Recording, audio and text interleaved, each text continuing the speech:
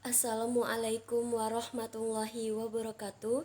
Saya Melisa Putri dari Komunikasi Penyiaran Islam semester 7 akan membawakan tausiah singkat saya tentang menjaga ukhuwah dalam perbedaan dalam pandangan Islam. Alhamdulillahillazi an'amana bi ni'matil imani wal Islam wa nusolli wa nusollim ala khairil an'ami sayyidina Muhammadin wa ala alihi wassobihi ajmain.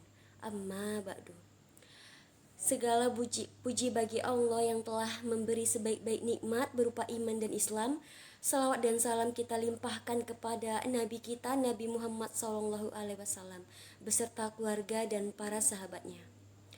Dalam suatu majelis, Rasulullah SAW pernah bersabda bahwa akan datang suatu masa di mana umatku seperti buih di lautan.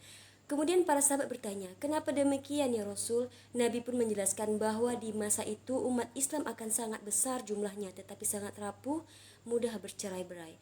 Setiap mukmin dalam mengemban tugas hidupnya tidak lepas dari dua kewajiban, yakni kewajiban memelihara hubungan baik dengan Allah dan memelihara hubungan baik dengan sesama manusia.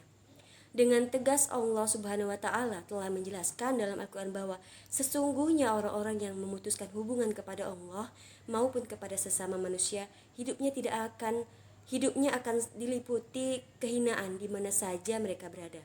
Ibadah kepada Allah di samping dapat mengingatkan diri kita kepada batas-batas kekuasaan diri, juga bisa menghilangkan sikap angkuh dan sombong yang dapat merusak ikatan batin serta menjauhkan persaudaraan. Berkenaan dengan hubungan yang harus dipelihara dengan sesama manusia, Rasulullah SAW telah memberikan tuntunannya sebagaimana dalam sabdanya, belum disebut beriman salah seorang di antara kamu sehingga ia mencintai saudaranya sebagaimana ia mencintai dirinya sendiri. Hadis riwayat Bukhari. Al-Quran mengingatkan kita bahwa setiap individu mempunyai kekurangan dan kelebihan.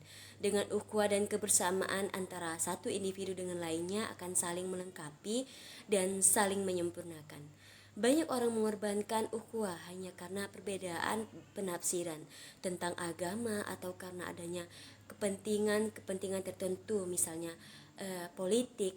Padahal jelas rumusan dalam Al-Quran, innamal mu'minuna ikhwatun. Al-Hujurat ayat 10 merupakan refleksi seseorang dari tingkat keimanannya dengan melihat sampai sejauh mana dia memelihara ukhuwah itu.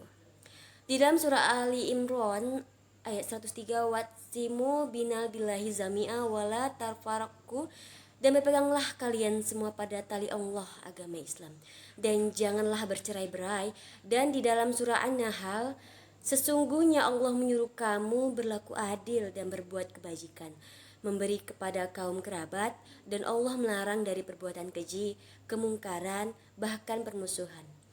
Dia memberi pengajaran kepada kamu agar kamu dapat mengambil pengajaran tersebut, semakin memperjelas akan kewajiban kita untuk memelihara ukhuwah Islamiyah. Dalam upaya mewujudkan ukhuwah ini ada beberapa hal yang perlu kita bina bersama, di mana bersikap husnuzon di antara kita. Selama ini kita lebih sering menggunakan prasangka dan praduga dan sering tidak menggunakan akal sehat, sehingga kita sering terperosok kepada sikap suuzon kepada sesama muslim. Bila sikap ini dibiarkan akan berkembang sikap a priori, sulit menaruh kepercayaan walaupun kepada seorang seiman. Oleh karenanya Allah melarang sifat itu. Hai orang-orang beriman, jauhilah kebanyakan dari prasangka. Sesungguhnya sebagian prasangka itu adalah dosa.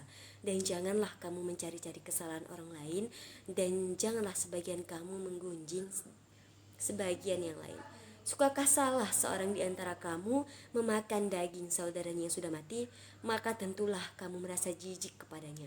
Dan bertakwalah kepada Allah, sesungguhnya Allah Maha Penerima Taubat lagi Maha Penyayang. Quran Surah Al-Hujurat ayat 12.